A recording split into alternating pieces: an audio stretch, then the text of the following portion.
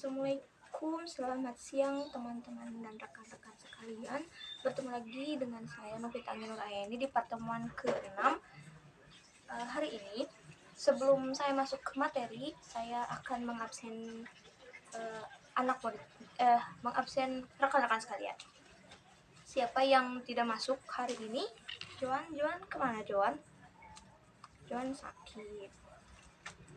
Terus ada siapa? Ada Putri. Putri kenapa? Putri easy. Cuma 2 orang ya. Oke, karena absensinya yang absen hanya 2 orang. Mari lanjut ke sesi berikutnya, yaitu berdoa. Sebelum masuk ke pembelajaran, langkah baiknya kita berdoa menurut kepercayaannya masing-masing. Berdoa tidak pernah sesat. Oke, selanjutnya kita langsung masuk ke materi saja ya.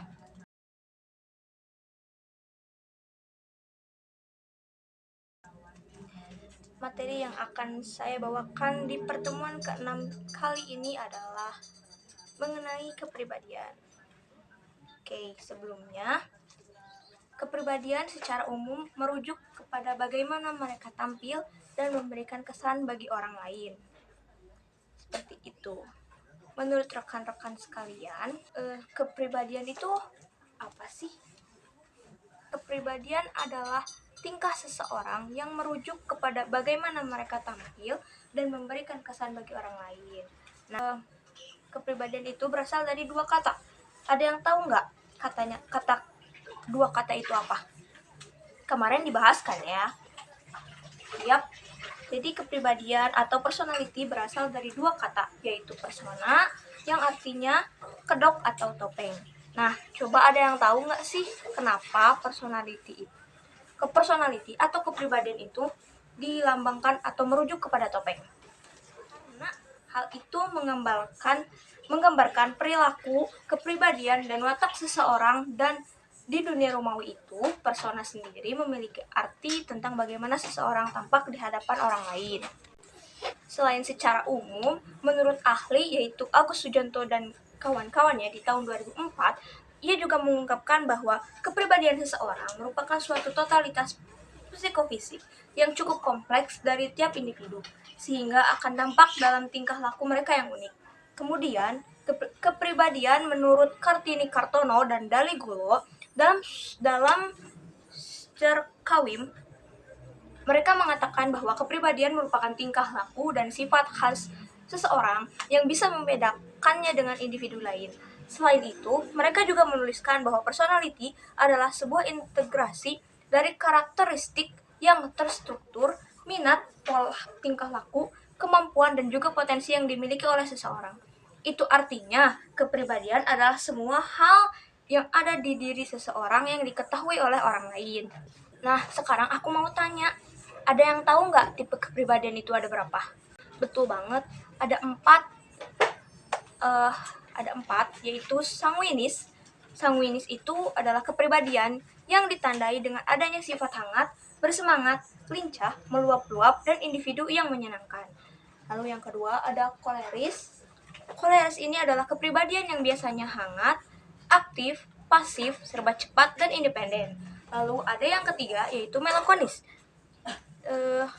Kepribadian ini cenderung lebih suka berkorban, tipe perfeksionis, analisis, dan memiliki sifat emosi yang cukup sensitif.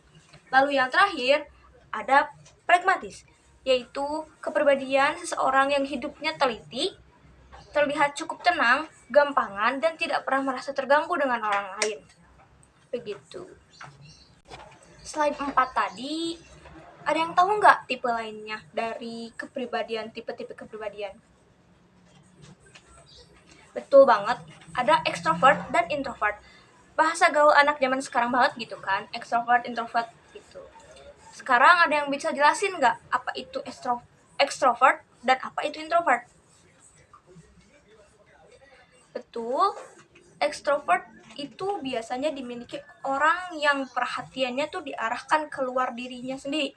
Ciri-ciri atau sifat yang dimiliki oleh seorang extrovert adalah mereka lancar dalam bergaul, berbicara di depan orang banyak, ramah, suka berteman, dan menyesuaikan diri di dalam lingkungan yang baru.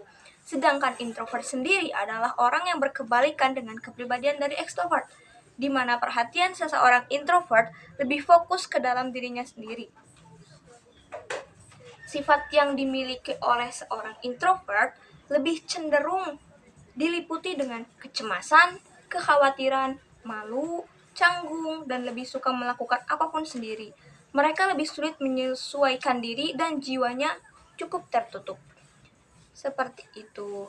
Nah, tipe sama pengertian tadi udah dibahas kan ya. Mungkin kalian juga paham. Jika belum paham mungkin nanti di akhir akan ada sesi tanya jawab. Kita lanjut ke fungsi. Fungsi deskriptif. Ada yang tahu nggak fungsi deskriptif itu apa? Betul banget, fungsi deskriptif ini merupakan teori kepribadian yang secara lengkap menjelaskan atau menggambarkan sebuah perilaku kepribadian manusia yang terperinci, lengkap, dan juga sistematif. Selain fungsi deskriptif, ada juga fungsi prediktif, yaitu menjelaskan mengenai apa, mengapa, dan bagaimana tingkah laku manusia yang dialami dalam kehidupan sehari-hari. Teori kepribadian juga harus bisa memperkirakan dan menentukan apa, mengapa, dan bagaimana tingkah laku manusia di masa yang akan datang. Selain dua fungsi, kepribadian juga memiliki dua tipe, yaitu kepribadian yang sehat dan kepribadian yang kurang sehat. Kepribadian yang sehat sebagai contohnya adalah dapat menilai dirinya sendiri dengan realistik, yaitu dia mampu menilai diri dia sendiri dengan apa adanya, dengan jujur mengenai kelebihan dan kekurangannya, baik secara fisik ataupun pengetahuan atau keterampilan dan sebagainya. Lalu yang kedua adalah seseorang ini mampu menilai situasi dan kondisi secara realistik yang baik, mampu juga menghadapi situasi dan kondisi kehidupan yang dialaminya dengan realistik, dan mampu menerimanya secara wajar, tidak juga mengharapkan kondisi kehidupan itu sebagai sesuatu yang sempurna di mata orang lain. Lalu yang ketiga, ia mampu menilai prestasi yang diperoleh secara realistik, dapat menilai keberhasilan yang diperolehnya, dan reaksi secara rasional. Tidak menjadi sombong, tidak angkuh apabila memperoleh prestasi yang cukup tinggi atau kesuksesan hidup yang baik. Jika mengalami kegagalan, dia tidak akan mengalami frustasi dan yang berlebihan, tetapi dengan sikap optimistik dan lebih tenang. Itu. Dan yang keempat, memiliki kepribadian yang bertanggung jawab. Nah, kepribadian yang sehat itu jika seseorang memiliki tanggung jawab, yakni tanggung jawab dengan kemampuan dirinya sendiri, bahwa ia dapat mengatasi semua masalah kehidupan sendiri, tentunya dengan usaha dan berdoa kepada Tuhan Yang Maha Esa. Lalu ia juga memiliki sifat mandiri dari dalam dirinya sendiri, baik dari dalam pola pikir dan juga cara bertindaknya. Cara ia mengambil keputusan, mengembangkan keputusan, dan mengarahkan diri, dan dapat menyesuaikan dirinya sendiri sesuai dengan norma yang berlaku di dalam lingkungannya. Seperti itu. Lalu ada poin kelima, yaitu dapat mengendalikan emosinya sendiri. Orang yang memiliki kepribadian yang sehat dapat mengendalikan emosinya sendiri, di mana ia merasa nyaman dan tenang dengan emosinya, bisa mengontrol dirinya dalam menghadapi situasi diri yang mungkin terlihat frustasi, depresi, maupun stres dengan kegiatan yang positif dan tidak merusak. Lalu ada berorientasi tujuan. Nah, ini dapat menentukan tujuan dalam aktivitas yang dilakukan sehari-hari berdasarkan pertimbangan dari dalam dirinya yang sudah dipikir berulang-ulang kali dengan cukup matang. Tidak ada paksaan dalam diri apapun dan tidak ada paksaan dari luar maupun dari dalam. Ini juga berupaya untuk mencapai tujuannya sendiri dengan cara mengembangkan wawasan, pengetahuan, dan keterampilan yang dimiliki oleh dia.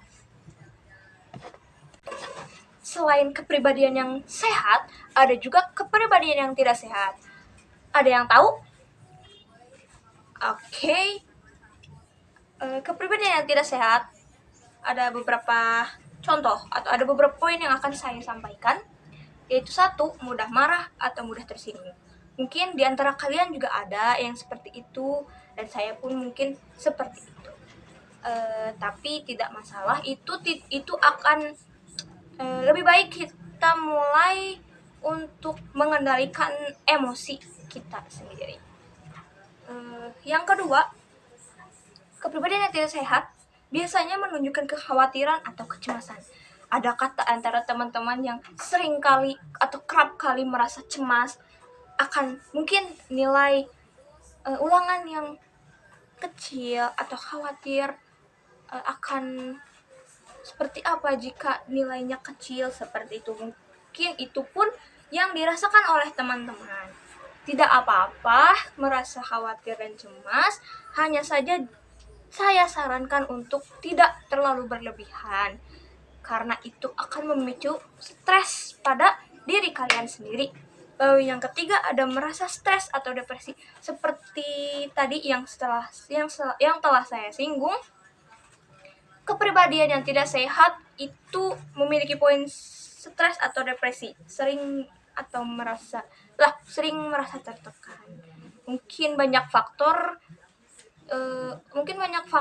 teman-teman merasa stres, mungkin dalam pembelajaran atau kekhawatiran yang berlebihan, kecemasan, dan yang lainnya. Kalian juga harus tahu bagaimana cara menanggapi stres itu, seperti memiliki coping stres sendiri. Jalan-jalan, menikmati pemandangan, jalan-jalan dengan teman, healing mungkin bahasa gaulnya sekarang. Di kepribadian yang tidak sehat juga ada poin yang keempat, yaitu memiliki sikap yang kejam serta suka mengganggu orang lain yang mempunyai usia lebih muda atau juga kepada binatang, yang suka heureuy meureun ya sama orang-orang yang lebih mudanya gitu, suka ngegangguin, nakal gitu sama orang yang lebih mudanya juga. Selain ke usia yang lebih muda, ke binatang meren pada suka ini ya, suka apa misalnya kucing ditendang gitu, itu tuh nggak boleh teman-teman. Kucing juga sama seperti kita, makhluk hidup, nggak boleh dibegitukan, karena kalau kita seperti itu mungkin kita masuk ke dalam kepribadian yang tidak sehat. Lalu ada poin yang kelima, yaitu tidak mampu untuk menghindar dari perilaku yang tergolong menyimpang meski telah dihukum atau diperingati, seperti itu. Ada yang ingin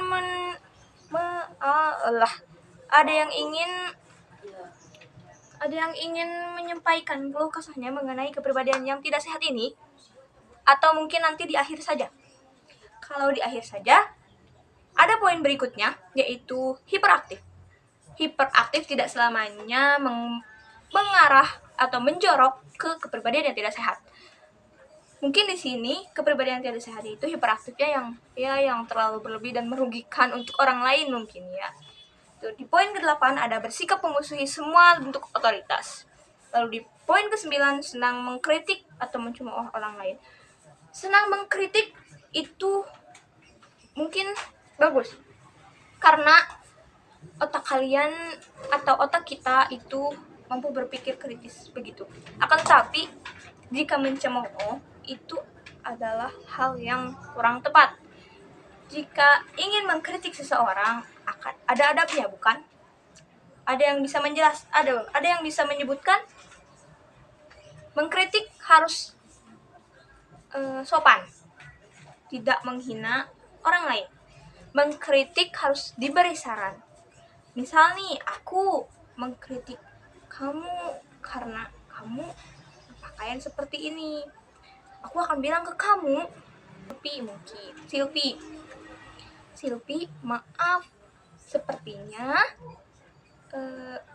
baju yang kamu kenakan kurang cocok untuk digunakan di kampus, karena kampus memiliki aturan untuk pakaiannya sendiri, yaitu memakai baju berkerah atau kemeja dan celana bahan, tidak boleh jeans. alangkah lebih baiknya ke depannya Silvi menggunakan baju yang sesuai dengan aturan kampus. Seperti itu. Oke, lalu di poin ke-10 di kepribadian tidak sehat adalah kurang memiliki rasa tanggung jawab. Lalu di poin ke-12 lebih sering merasa sakit kepala walaupun penyebabnya tidak dari faktor yang bersifat organis. Mungkin banyak pikiran, bisa jadi. Lalu di poin ke-13 memiliki rasa kesadaran yang sangat kurang untuk mentaati ajaran agama atau juga norma-norma agama. Yang poin ke-14 pesimis dalam menghadapi kehidupan. Seperti itu. Lalu di poin ke-15 di poin ke-15 ada kurang bergairah dalam kehidupan sehari-hari. Mungkin ada dari kalian yang aduh males mau kayak gini mau kayak gitu teh, aduh males beraktivitas teh, aduh males keluar, pengennya di rumah terus, pengennya gogoleran terus, main HP. Nah, itu adalah salah satu mungkin dari kepribadian yang tidak sehat. Seperti itu teman-teman.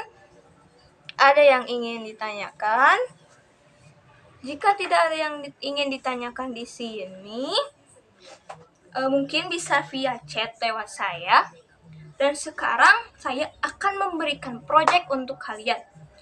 Di mana project ini saya akan membagi kalian semua menjadi 3 kelompok.